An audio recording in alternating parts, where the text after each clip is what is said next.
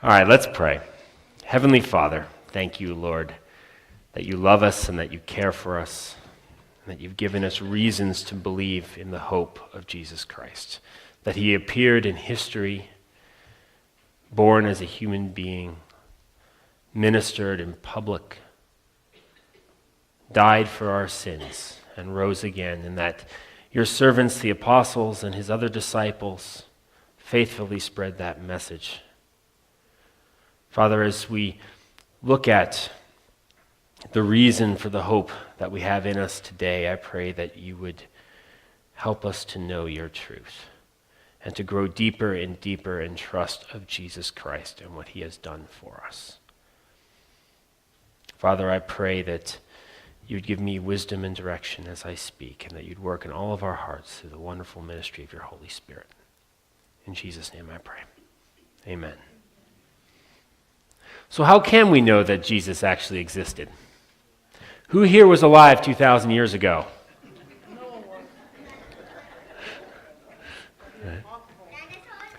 Was there video evidence 2,000 years ago? No. Were there photographs? No. Cameras weren't even invented, that's right. How long do you think most documents last in the ground or in libraries before they fall apart? They can last actually quite a long time. They can last more than 2,000 years, but the conditions have to be right. And they have to be taken care of or buried in dry places or things like that.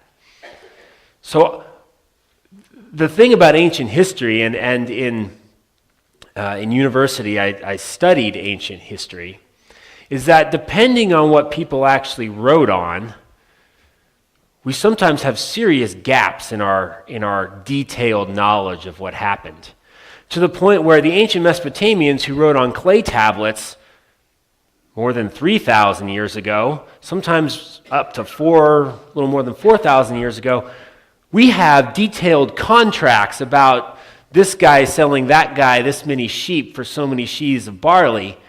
But then there's periods when they stopped writing on clay that are much closer to us in time that we have much less information. So ancient history can be a very odd thing. It can be hard to get a lot of detailed knowledge because it just has to happen to survive.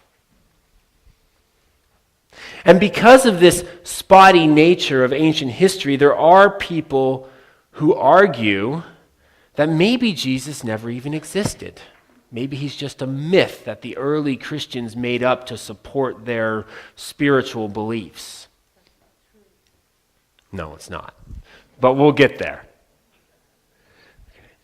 And then there are other people, and in fact, this is the vast, vast majority of scholars, no matter what their beliefs, believe that no, Jesus really was a real person. There's enough evidence that he actually existed. But then depending on what the scholars actually believe, if they're secular scholars who hold to a materialistic understanding of the universe, they believe that, yeah, he was a real rabbi who taught, and we might have some of his teachings, but really the church mythologized the stories about Jesus and turned him into some kind of miracle worker and then eventually into the Son of God. Right? And that the Gospels aren't accurate eyewitnesses of who Jesus is. Now, we take a very different view of the Gospels. We believe they are accurate eyewitness accounts of Jesus. But how do we know? How do we make that truth claim?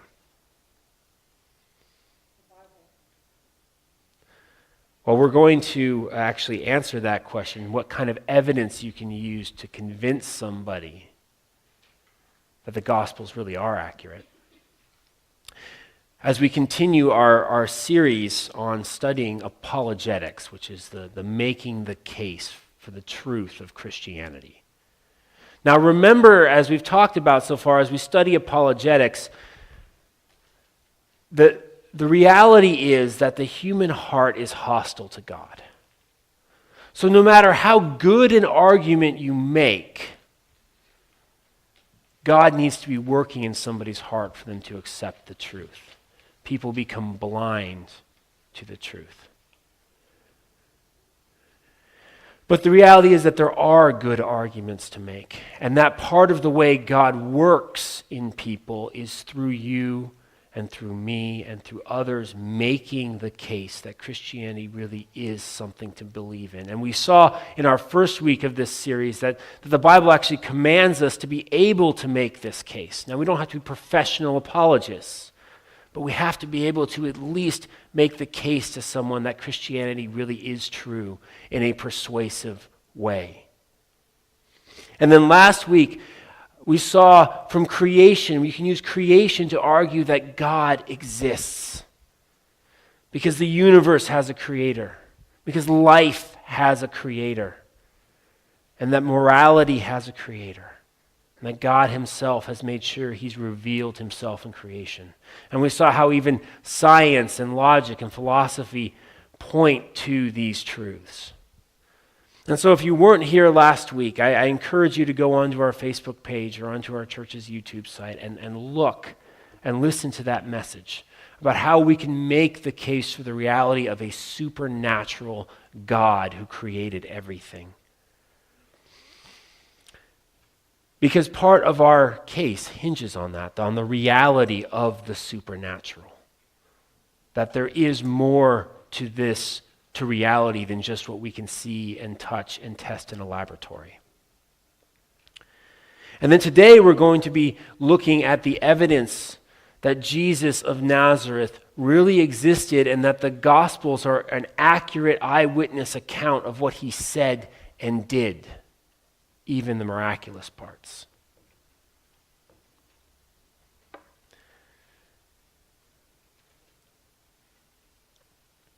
And so we will be going over how the most reasonable explanation for the evidence we have is that the Gospels tell us the truth. Now, to do this, I'm going to be taking you through what's called a cumulative circumstantial case. Now, this is something that is done in courtrooms all the time. We have this understanding that, circumstantial evidence is somehow lesser, but that's actually not the truth legally. Legally speaking, circumstantial evidence is anything that's not direct eyewitness testimony that can be cross-examined. Anything else, including DNA, is circumstantial evidence. So circumstantial evidence is not of a lesser kind. It has to be used differently, though. And you have to use it together to build a case. And this is actually how any historical case is made. You look at multiple lines of evidence to try to figure out what happened in history. Because once all the living eyewitnesses are dead and you can no longer cross-examine them, you no longer have direct evidence. So all we're left with is circumstantial evidence. But what's amazing about this is that circumstantial evidence, these sort of circumstantial cases can be incredibly powerful because they rely on a lot of indirect lines of evidence that people can't fake easily. It's very hard to build a counterfeit circumstantial case when you have sources of evidence coming from multiple places, and so they are convincing. In fact, they're so convincing that our legal system will lock people up for life based on the results of circumstantial cumulative cases, because they prove the case beyond a reasonable doubt. Now, notice that reasonable phrase there, right? Reasonable doubt. Anything's possible. We can't prove anything beyond a possible doubt.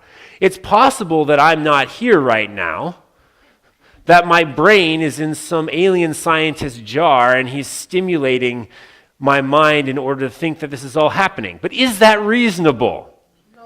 No, right? Reasonable means that it's certain enough that you can bet your life on it or bet somebody else's life on it. Right? So today we're going to look at the cumulative circumstantial case, actually part of the cumulative circumstantial case that the Gospels are reliable eyewitness accounts of Jesus. And I don't have time today to go through a complete, exhaustive breakdown of all these lines of evidence. I'm going to give you what I think are some good ones, some good representative examples. But there's so much more than what I'm going to be able to tell you here today in the time that we have. But as we go through this, we're going to see that I'm going to make three major arguments for why the Gospels are reliable eyewitness accounts of Jesus. The first is that the Gospels were written early enough to be eyewitness accounts. The second is that the Gospels display characteristics of reliable testimony. And the third is that the Gospels are supported by extra-biblical evidence. And together, these will build the picture that the Gospels are a reliable eyewitness account of Jesus Christ. So the first step in this, in demonstrating this, that the Gospels are reliable, is that they have to be early enough to actually be eyewitnesses. They have to be real eyewitness accounts. Right? Because if they weren't written by people who were actually there, or at least by people who were talking to the people who were actually there, then they're not eyewitness accounts, right? They lose credibility. Now, there are many secular scholars who claim that the Gospels had to be written after 70 A.D., which Jesus was crucified in about 30 A.D., so that's a long time later. And some of them even claim much later than that. And the reason they make this claim, now pay attention to this, is because something important happened in 70 AD. The Roman siege of Jerusalem ended, and the temple, the Jewish temple in Jerusalem, was destroyed. Now, why would they claim that therefore the Gospels had to be written after 70 AD? Anybody know? Who predicted the destruction of the temple? Jesus. Right, in I think 3 of the 4 Gospels, he predicts the destruction of the temple. Well, a secular materialist scholar has a philosophical belief that long-term predictive prophecy is impossible. Human beings can't accurately predict the future. And since the Gospels have Jesus accurately depicting the destruction of the temple, that account must have been what's called ex eventu prophecy, or after the event prophecy, to give Jesus credibility. Now, what's the problem with this? It's a logical fallacy called begging the question. It's when you assume a key part of your argument's conclusion in one of its premises in order to prove the conclusion, right? They're trying to prove that the Gospels weren't reliable eyewitness accounts of Jesus because Jesus predicted the destruction of the temple. But since Jesus wasn't really God, he couldn't possibly have predicted the destruction of the temple. Okay. Now, that's not the entirety of their case, but that's the major reason for it.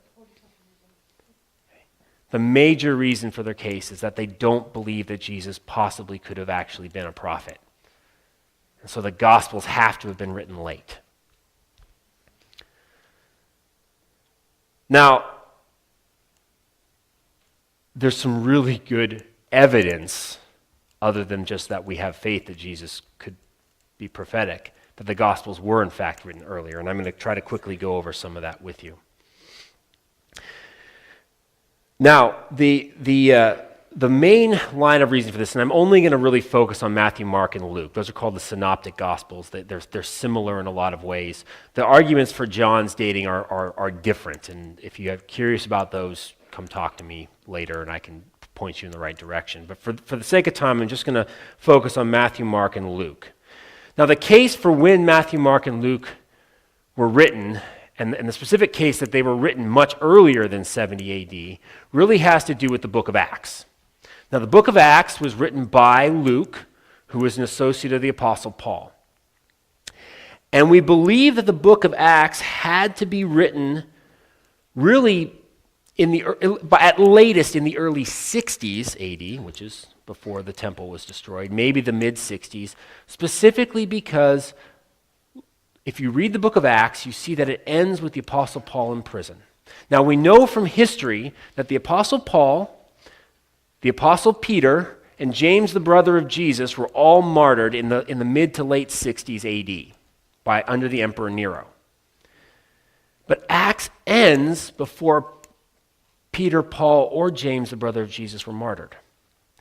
And this indicates that Luke had to be, or Acts had to be written before then, because Luke goes out of his way to mention martyrdom accounts. He mentions Stephen. He mentions James, the brother of John, in the book of Acts. And this idea that the eyewitnesses of Jesus were willing to die for their testimony and willing to suffer persecution because of their testimony is a central idea in the book of Acts.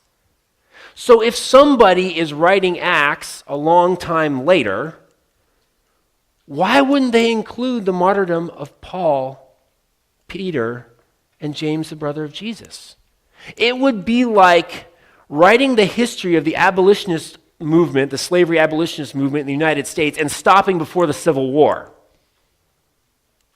Right? That's sort of like the high point in the abolitionist struggle. That's where the country sacrifices the most and fights the hardest to end slavery. I mean, yes, there are other reasons, but the point is, that's sort of the high point. That's the biggest argument, that this is something the nation decided had to go.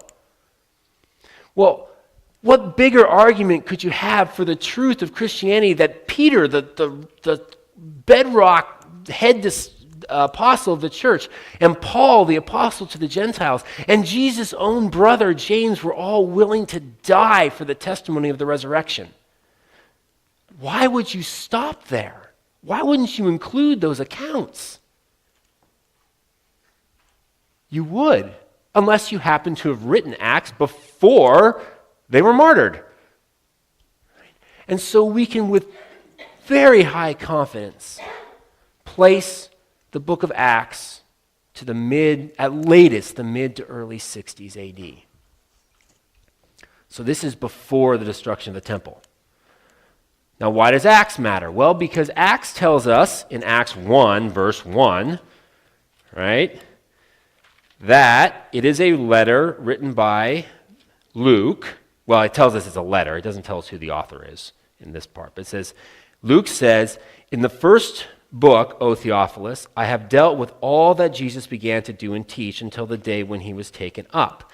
And now he goes on to explain that he's writing another book about what happened after Jesus was taken up to heaven, which means he wrote a first book. Well, so when did the first book have to be written? Before or after Acts? Before. Okay, there we go. Yay, logic. All right. So the book of Luke, again, starting out with Luke addressing this man Theophilus, was written before Acts, which means that Luke also had to be written at the latest in the early 60s AD. It had to have time to have been written, right? And it's quite possible it was written earlier than that. And in fact, we have good evidence that it was written earlier than that, because Paul seems to quote the Gospel of Luke. If you turn to Luke 22,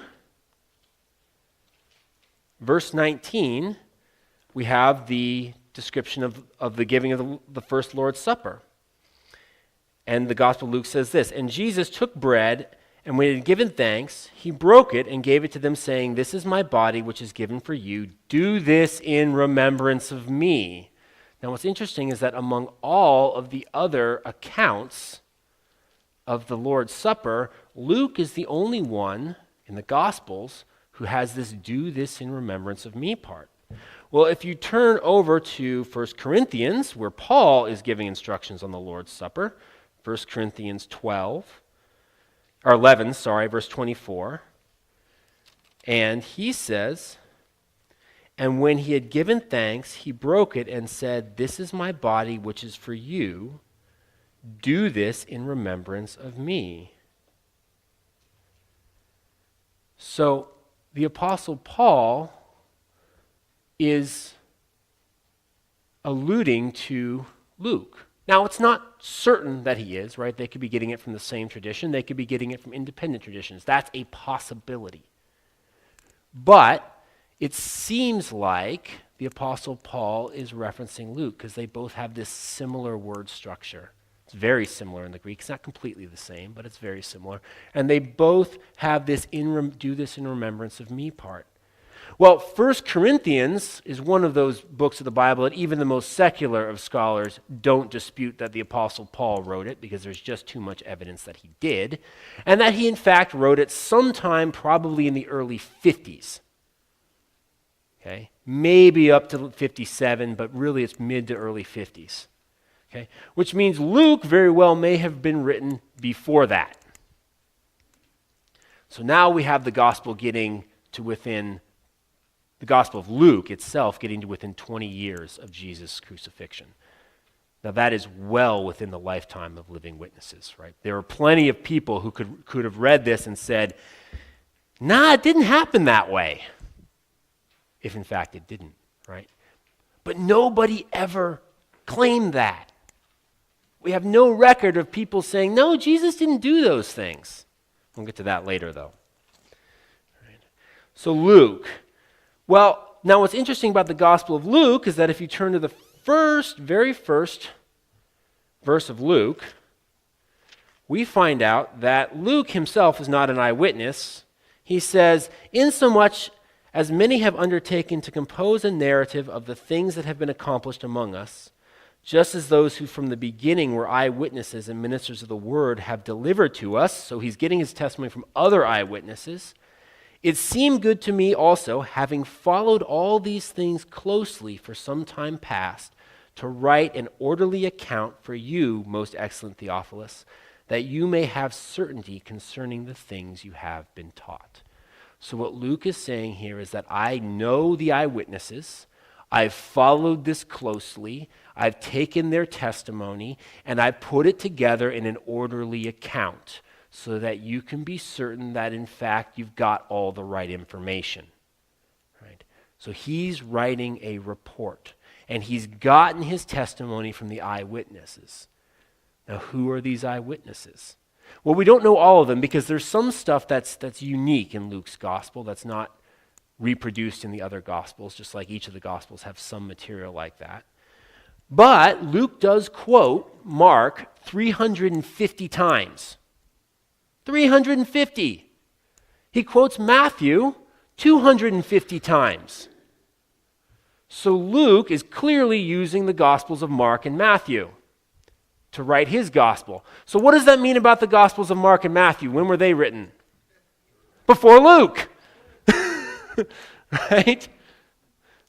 So, and Mark was Peter's assistant, the Apostle Peter, like the one that Jesus said that you're in charge. And Matthew. Well, who's Matthew?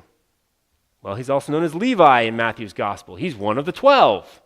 Also one of Jesus' inner circle. Right? These are eyewitness accounts that were clearly written at best before 60 AD, which is a problem for anybody who thinks that Jesus couldn't have predicted the future. And possibly written even before 50 AD. So now you're within a decade and a half of other people who actually saw Jesus' ministry. That's not a long time, especially when you're talking about things that were memorable. Right?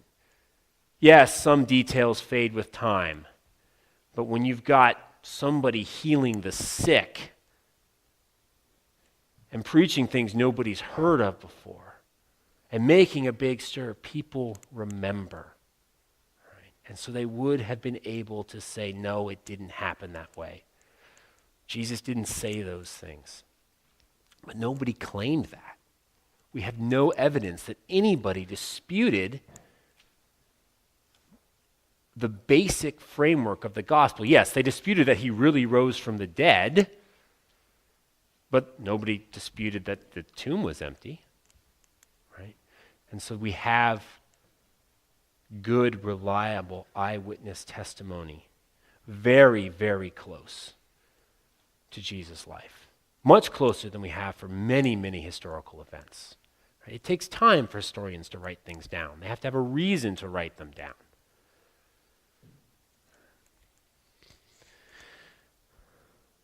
So the closeness of the Gospels to Jesus' life indicates that they are written by people who could have been eyewitnesses. Right?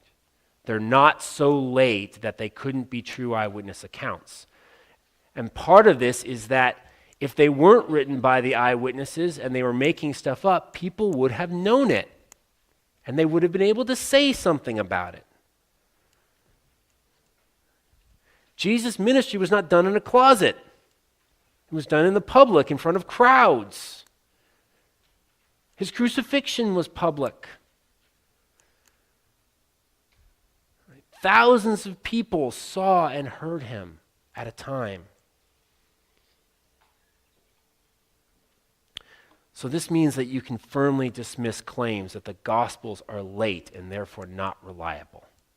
They are reliable.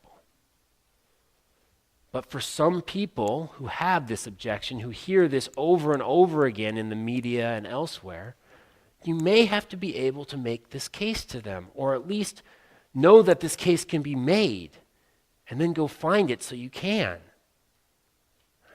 That there is a reason we believe that these are actual eyewitness accounts, that they're not some late document made up to support the church.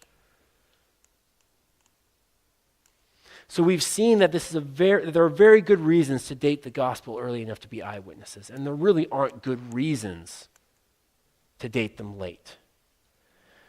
But then when you turn to the internal characteristics of the gospels, you see that there are good reasons to believe them because the gospels display characteristics of reliable witness testimony. There are certain things that investigators look for when they're trying to tell if a witness is reliable, is giving reliable testimony. The first is that the Gospels, in fact, claim to be witness testimony. Right? If they didn't claim it, that would be a problem, but they do. John 21:24, this is the disciple who is bearing witness about these things and who has written these things, and we know that his testimony is true. John's saying, I'm the one, I actually saw this. Right? I'm not just telling you a secondhand story. Right? I saw this. He's not the only one to say that. Peter says that. The other Gospels have that eyewitness character to them. They explain things that were seen. Luke sometimes in the book of Acts switches from third-person pronouns, they, him, etc., to first-person plural, we. Right? If you read Acts closely, Luke shows up on the scene sometimes. He doesn't wave pom-poms and say, I'm here, but he does mention that he's there when he says, we did this. Right? And he fades in and out of the narrative. Right? These are eyewitnesses of what happened. They claim to be, at least. There are other writings, Christian writings, that are early that don't make the same claim. But the Gospels do. What's also interesting about the Gospels is that they tell the same story in slightly different ways. And this causes some people to pull their hair out. Right? Well, this is a contradiction, right? This Gospel says that, says one thing, and this one says that, it's slightly differently, or they have different details, right? The crucifixion accounts have different details. That's just the way it is. They're there. We can't deny it, that there are differences between the Gospels. But what you find when you look at them is that they're not differences that can't be harmonized. Rather, they're differences of perspective because they're based on different eyewitness accounts. When a police officer interviews eyewitnesses, if they've been kept separate, their stories will all have differences because different people notice different things. They pay attention to different things. They ignore some things. Right? If you have a robbery, right, a witness who's really into fashion might notice the specific brands of clothing the person's wearing. I would not. But I might know what kind of gun he's carrying. Right? Somebody with a medical background might be able to make judgments about if they're impaired or not, or their state of mind based on physical symptoms. If I'm in front of the guy and somebody's behind him, we're going to have different descriptions of what happened because we're going to be seeing literally different things. It's not contradictory, it's complementary. Right? This is what reliable witness testimony always has. It's a problem when all the witnesses got to talk first and then all their stories exactly the same. That's actually a problem. Investigators don't like that because you miss things because of it. Right? And the fact is that the Christian Gospels don't have that sort of smoothed over same account. They're clearly drawing from different perspectives, but telling the same story with details that focus on different things. And this leads to an amazing thing that we call undesigned coincidences. Now, undesigned coincidences are what happens when you have multiple witnesses giving testimony. They're going to give details that fill in the blanks that they clearly weren't intending to fill in the blanks, right? There's details that make the other story make more sense, but it's clear from the way the person gave those details that they weren't trying to fill in the blanks. They just happened to give details that fill in the blanks. The Gospels are full of these. In fact, the Bible itself is full of these. These undesigned coincidences that show that they are real eyewitness accounts. Now, perhaps the most amazing one of these is the feeding of the 5,000. When Jesus feeds the 5,000 people, 5,000 men, with 5 loaves and 2 fish. Now, this is going to be a little complicated, okay? So just because it's undesigned coincidences. Now, I'm only going to read one of the accounts. I'm not going to read, there's actually all 4 Gospels have it. I'm only going to be focusing on 3. I'm only going to read one of them, and then I'm going to summarize the main points of the other ones.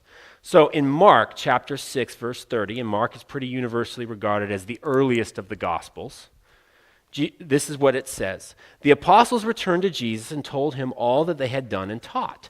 And he said to them, "Come away by yourselves to a desolate place and rest a while. For many were coming and going, and they had no leisure even to eat. And they went away in the boat to a desolate place by themselves. Now many saw them going and recognized them, and they ran on foot from all the towns and got there ahead of them. When he went ashore, he saw a great crowd, and he had compassion on them because they were like sheep without a shepherd. And he began to teach them many things. And when it grew late, the disciples came to him and said, 'This is a desolate place, and the hour is now late. Send them away to go into the surrounding countryside and villages and buy themselves something to eat.' So this is what the disciples said. But he answered them, 'You give them something to eat.' And they said to him, 'Shall we go and buy 200 denarii worth of bread and give it to them to eat?' And he said to them, 'How many loaves do you have? Go and see.' And when they had found out, they said, 5 and 2 fish. Then he commanded them all to sit down in groups on the green grass. So they sat down in groups by hundreds and fifties, and taking the 5 loaves and 2 fish, he looked up to heaven and said a blessing and broke the loaves and gave them to the disciples to set before the people. And he divided the 2 fish among them all. And they all ate and were satisfied. And they took up 12 baskets full of broken pieces of loaves and fish. And those who ate the loaves and fish were 5,000 men." Now here are kind of the main summary points of this. Jesus took the disciples away to rest in return from preaching. Many people were traveling in the area. They went to a secluded place. The crowds followed them. Jesus taught them until it was late. The crowds had no food. Jesus tells the disciples to feed the crowds. They only have 5 loaves of bread and 2 fish. The crowd sat on green grass. They sat in groups of 50 to 100. Jesus fed 5,000 men with 5 loaves and 2 fish, and there were 12 baskets of leftovers. Okay, there's kind of the major points of that passage, right? Now, if you look at John's account of it, you see some slightly different details. All right? John tells us, this is in John chapter 6, verses 1 through 13. Like I said, I'm not actually going to read them for time. But John tells us the crowd is following Jesus because he was doing miraculous signs. So there we find out why they were following him. We again see that Jesus taught the crowd, but then we also see that the Passover is near. Well, that's interesting. And then Jesus asked Philip specifically where they could find bread for so many. So Jesus asked Philip. All right. Andrew, Simon Peter's brother, answers by providing the 5 barley loaves and 2 fish. So it's specifically Peter and Andrew who are talking here, not just the disciples in general, right? More detailed testimony. And then Jesus fed 5,000 men with 5 loaves and 2 fish, and there were, again, 12 baskets of leftovers. So some details are the same, and then there's some additional details. Now, what's interesting is that the fact that it's Passover explains why there were so many people coming and going in Mark's account, because it was a time of travel for the Jews. Everybody had to go to Jerusalem, right? But then John says that they were specifically barley loaves.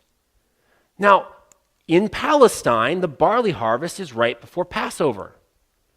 But if John is just some Christian writing in the year 150 AD or something and making up some stories about Jesus to turn him into the Son of God, how would he know, especially if he's not from Palestine, which a lot claim, how would he know when the barley harvest is? When Passover is, all these things, in Palestine specifically, right? This is a detail that shows that he's at least very familiar with the area, okay? And then we notice that Jesus specifically asks Philip. Now, why would Jesus ask Philip? Philip is not a major character in the gospel. Yes, Jesus does interact with him at some points. He's one of the 12. But usually other characters get the spotlight, but John specifically mentions he asked Philip. Well, to get the answer to that question, we actually have to go to Luke's gospel and then back to John again. So, in Luke's gospel, Luke 9, verse 10 through 17, we find that the crowd is following Jesus because he was doing miraculous signs. Jesus taught the crowds. The Passover, sorry, I was reading that wrong in my thing. So, it happened after the disciples had returned from preaching. It's wrong in my notes. I copied and pasted something wrong. They withdrew to a town called Bethsaida. So this is the only mention of Bethsaida. Crowds followed Jesus. Jesus taught and did miracles until it was late in the day. Jesus told the disciples to feed the crowd. They brought him 5 loaves of bread and 2 fish. The crowd sat down in groups of about 50. Jesus fed 5,000 men with 5 loaves and 2 fish. There were 12 baskets of leftovers. So now we see that they were specifically in the region of the town of Bethsaida. None of the other Gospels give us that detail. Why is that important? Well, because in John 1:44, so the very beginning of John, totally different context than the feeding of the 5,000. John tells us that Philip and Andrew were from Bethsaida. So that's why Jesus asked Philip, where are we going to get food for all these people? He's the local boy. He'd know where to get the food. And then Andrew pipes up because Andrew's also the local boy and he is able to scrounge up the 5 loaves and 2 fish. But in order to get that detail, you have to go to John's gospel, then go back to Luke, then go back to somewhere else in John's gospel. You would have to have 2 people who were really, really clever deciding to write this that most people would never, ever notice. It's not like they wave a flag and say, hey, look at us, look at how corroborating this is. No, this is something you have to just accidentally discover, right? It's an undesigned coincidence. And it's exactly the sort of thing that happens with real eyewitness testimony. They weren't intentionally filling in the gaps. They just happened to because they saw it. Right? But there's something else about Bethsaida. Remember back in Mark where it said they sat down on a bunch of green grass? Well, the rainy season ends in Bethsaida just before the Passover. That's why there was so much green grass. But most skeptics will tell you that Mark was written in Rome by a Christian who had no idea what was actually, who wasn't an eyewitness, who would have no idea what was happening there. So why would he happen to mention green grass at the right time of year for there to be green grass in Bethsaida? And when you think of the Holy Land, do you think of lots of green grass? I mean, yes, there's grass there. So undesigned coincidences. Things that you can only figure out by jumping across several Gospels to fill in all the blanks. Things that aren't central to the point, right? These aren't major theological issues that one gospel writer would want to fill in the blanks for another one. These are details that support each other in the way that real eyewitness testimony does. The Gospels show evidence of being reliable eyewitness testimony. They're full of stuff like this. This is one of the more amazing ones, but they're full of this stuff. They support each other when they don't have to. And they do it in a way that indicates that they weren't trying to. They were just writing what they remembered because they saw it. Now notice also that this particular set of undesigned coincidences happens around a miracle. This means that we have reliable eyewitness testimony full of undesigned coincidences about a miracle. We have good circumstantial evidence that one man took 5 loaves and 2 fish and fed 5,000 people. I can't do that. I think I remember reading one atheist mocking how you have to have like 1 atom per person. Obviously, he doesn't get the point. Right? No, he created more food because he's God.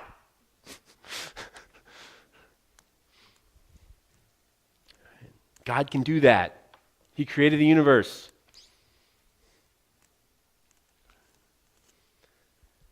So we've seen that there's very good reasons to date the Gospels early. And the Gospels display characteristics of reliable witness testimony, reliable eyewitness testimony, even about the miraculous. And the last thing we're going to look at briefly here is that the Gospels are supported by extra-biblical testimony. There are writers who aren't Christians who support the life of Jesus as it's depicted in the Gospels. And there is archaeology that supports the testimony of the gospel writers that show that they really were familiar with what was going on in that area in Jesus' life. They really were there. So one of these lines of evidence that we get from archaeology is actually the names in the Bible. Now the Gospels are full of the names of famous people, but they're also full of the names of common people who would never make it into the historical record. You can't verify that these people actually exist. But those names display some really interesting characteristics. One scholar has done an extensive study of first century Palestinian Jewish names of commoners and figured out what the most common names were based on funerary inscriptions, other documents and things like that, and figured out what the most common names for men and women were and what the second most common were, and etc. And then compared that to what's in the Gospels. And what they find out is that the most common names and the second most common names, historically, that we can verify with archaeology, are also the most common and second most common names in the Gospels, and in approximately the right ratios. Now think about that. Who here has ever read lists of the most popular baby names by year? Right? The internet's great, isn't it? Right? You can see what the most popular baby names were from boys and girls, and then the second most, and all that sort of stuff. If you've done that, you notice that it changes over time, especially that second place name. If you go back about 70 years, the first place name for women was Mary, all the way back. But the second place name changes a lot. Right? Now, how in the world... Imagine trying to write a historical fiction novel about the Midwest in the United States 75 years ago and trying to figure out what the most popular names were so you can name your characters in the right ratios, and then imagine trying to do that without the aid of the internet. Would you get it right? No.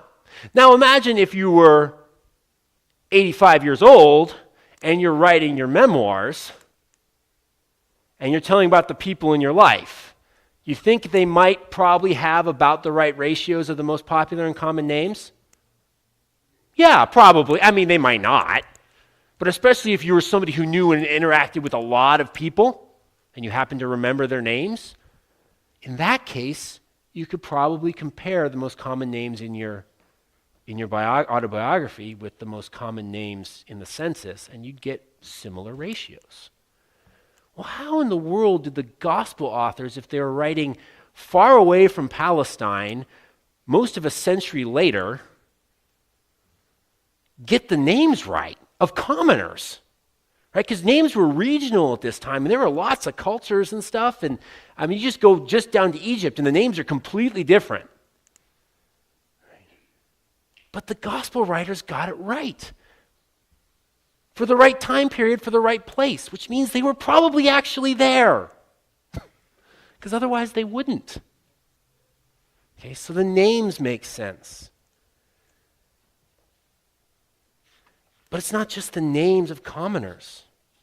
We also have lots and lots of specific descriptions of specific locations and specific people with official government titles. And for a long time, skeptics would pick out some of these details and say, we have no evidence for that. Or Luke is using the wrong name for that Roman official. He would have had a different title. But then archaeology has slowly vindicated the gospel over and over and over again, finding that no, we just hadn't discovered it yet, but now we have. And so here's a very partial list. Well, I don't know how partial it is, but it's a partial list of ways in which the gospel has been vindicated by archaeology. Luke mentions that Licinius was the tetrarch of Abilene when John the Baptist started his ministry. Well, there was a Licinius who was a ruler before Christ, before John the Baptist. And so skeptics would say, well, see, Luke's wrong. He's mixing people up. But then eventually we found an inscription for a Licinius, the tetrarch of Abilene, for the right time period. So there were actually two Liciniuses. We just had only known of one of them, but there was actually a second one. Right? The Gospel of Luke was vindicated. For a long time, skeptics said the pool of Bethesda in John's Gospel didn't exist. And then in 1888, we found it, exactly as John describes it. Right? He gives architectural details, and those details fit. Pontius Pilate. We actually, for a long time, skeptics, doubted that Pontius Pilate existed. There was one reference to him in Tacitus, who's a Roman historian, but there was no other indication that Pontius Pilate existed.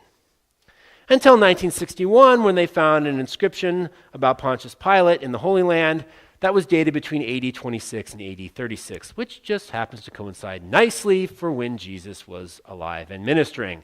So yes, Pontius Pilate did exist. Again, the Gospels are vindicated. Luke uses the term politarch to describe the rulers of the city of Thessalonica. Now, skeptics doubted the authenticity of that term because they could find no mention of it. Until they did.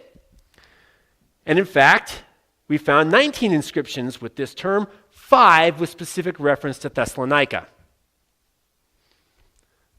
Sergius Paulus was called proconsul of Paphos. Skeptics said he was actually the propraetor, right? That should have been the right term. And then they found an inscription with Sergius Paulus called proconsul. This happens over and over. And the last one, this is a great one, crucifixion. The Gospels have Jesus buried in a tomb. For a long time, we didn't have any evidence of tomb burials for crucified victims. It was thought that the Romans always threw them into common graves, and so we had no evidence of crucified people because we never found their bodies. So Jesus would not have been would not have been put into a tomb and properly buried. The Gospels just must be making that up. Until, in the Holy Land, in 1968, they found a proper tomb burial of a Jewish crucifixion victim in a proper Jewish tomb. So apparently, sometimes crucified people were allowed proper tomb burials. Right? This happens over and over again. The Gospels are proved reliable over and over again. In fact, archaeology has actually vindicated the Gospels sometimes when ancient pagan and secular writers had contradicted the Gospels in places and times, and then we found archaeology that's actually vindicated the Gospels. They're more reliable than the secular authors at times when they're actually put head to head. the authors of the gospel seem to have been paying very careful attention to the details because they were actually there. And then finally, there's actually written documentary evidence that Jesus actually existed. There are non-Christian, often hostile sources for Christianity that give testimony that he existed and that major parts of his life that we believe happened agree with the gospel accounts. One of them is Tacitus, who is considered the best of the Roman historians. He lived from the year 56 AD to 120 AD, so slightly after Jesus lived, but he wrote his annals about the emperors from Augustine to Nero, right? Nero was the one who put Paul and Peter to death. And Tacitus says this in his annals: consequently, to get rid of the report of the fire in Rome, that Nero was actually at fault in it, to get rid of this report, Nero fastened the guilt and inflicted the most exquisite tortures on a class hated for their abominations, called Christians by the populace. Christus, from whom the name had its origin, suffered the extreme penalty during the reign of Tiberius at the hands of one of our procurators, Pontius Pilate. And a most mischievous superstition, thus checked for the moment, again broke out not only in Judea, the first source of the evil, but even in Rome, where all things hideous and shameful from every part of the world find their center and become popular. Now, does Tacitus like Christians? No. Does Tacitus have any reason to support the claims of Christianity? Does Tacitus say that Jesus really lived? Yeah. Does he say that he was given the extreme penalty, which is crucifixion, under Pontius Pilate? Yes. Right? Does he say that there was a mischievous superstition that arose because of this, that initially was suppressed and then spread from Judea to everywhere, including Rome? Yes, he does. Right? The mischievous superstition probably is referring to resurrection. Okay? This superstition that the dead could rise. Right? Now, there are more than just Tacitus. Okay? And in fact, if we take only non-Christian early sources for Christianity, and not all of these are without dispute, but a case can be made that with just non-Christian sources, you can have a pretty amazing picture of who Jesus was. And so in his book, Cold Case Christianity, there's a former cold case homicide detective. He's an atheist who's turned into a Christian apologist named J. Warner Wallace, and he says this: the ancient and reluctant non-biblical description of Jesus would include the fact that Jesus was a true historical person and virtuous, a wise man who worked wonders, accurately predicted the future, and taught his disciples. His teachings drew a large following of both Jews and Gentiles. He was identified as the Christ, believed to be the Messiah, and widely known as the wise king of the Jews. His disciples were eventually called Christians. His devoted followers became a threat to the Jewish leadership, and as a result, those leaders presented accusations to the Roman authorities. Pontius Pilate condemned Jesus to crucifixion during the reign of Tiberius Caesar. A great darkness descended over the land when Jesus was crucified, and an earthquake shook a large region surrounding the execution. Following his execution, a mischievous superstition spread about him from Palestine to Rome. Those are the things we know about Jesus from non-Christian hostile sources. Right. Notice some of those, like he was a worker of wonders. Nobody disputed that. Sometimes they'd claim he was a sorcerer, right? That he was doing with evil power. That's what they'd claim. Right. That he was really crucified. That there was a great darkness at the time of his crucifixion and an earthquake. Details in the Gospels are vindicated by outside sources, by archaeology, by the witnesses of non-Christians, hostile witnesses. Do not let anybody try to convince you that the Gospels are not supported by outside evidence. That claim's ridiculous. No, it's not like somebody had photographs, but when you consider that Jesus had a 3.5-year ministry and never held a political office in a backwater corner of the Roman Empire. It could be important for trade and stuff, but it was far from Rome, right? Far from the center of the Roman Empire. That we have this much info on him is unbelievable. Especially since he didn't really become important until after his death, when his followers started multiplying and spreading. Of course, there was no contemporary person writing down what he did except probably his disciples, right? Or at least remembering it. Oral culture, they could memorize things really well. And so while not everything about Jesus' life and ministry as recorded in the Gospels can be verified, there's an amazing amount that we have secondary support for that is a good reason to hold these as reliable witness testimony that's been corroborated by a large amount of outside evidence. And the only reason people deny it, the only real reason, is because they deny the supernatural is possible.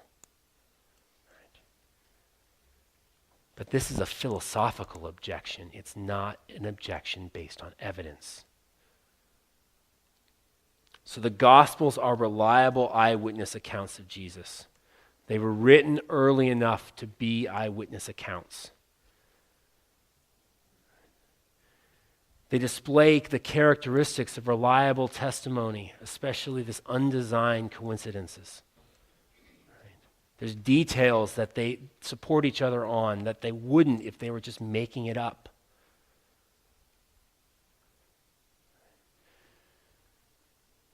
And they're supported by extra biblical testimony in as much detail as we could possibly hope for, given the nature of historical records and understanding and the nature of archaeology, including by non-Christian writers who were hostile to, or at best neutral to, Christianity. And so from this, we can conclude that the most reasonable thing that we can do, especially given the character of our objections to Christianity being mostly philosophical, the most reasonable conclusion from the evidence is that the Gospels give us reliable eyewitness accounts of Jesus, including the miraculous things that they report. But if this is true, then it makes a demand upon our lives. I don't have to do anything with reliable eyewitness testimony about Abraham Lincoln. But Jesus says, I'm the way, the truth, and the life, and nobody comes to the Father except through me. His Gospels tell us that we in our sins are separated from God because we have done evil, but that God loves us enough through the sacrifice of Jesus Christ to restore us, to forgive us through Christ's blood, and give us eternal life because Jesus really did rise from the dead. We'll make that case next week. Jesus really rose from the dead, and that by faith in him, by trusting in him, by saying to God that you're sorry for your sins and deciding to follow Jesus, and then by publicly identifying as a Christian that Jesus is your Lord and God, if you do this, you will be saved. If the Gospels are true, then that is the decision that you are faced with. Are you going to accept it or not? And if that's you today, if you're there and haven't accepted the gospel, you can do that today. If you're still not sure, come talk to me. We can meet. I can give you more resources if you have questions. But if you decided that today's the day for you, that you want to accept Jesus Christ, also come see me during the last songs. I'd love to help you with that, to pray with you and welcome you to the family of God. Let's pray. Heavenly Father, thank you for Jesus. Thank you that we can know the truth, that you gave us eyewitnesses who are reliable, that we can trust, that cared enough to write down the details. and that you've preserved it in a way that gives us reason to believe. Father, I pray that you'd strengthen all of our faith. And for anybody here who does not yet believe or does not yet decided to follow Christ, that you'd work in their heart. Help them to accept the truth. And help us to be good case makers, to be able to make the case for Jesus to those who need it.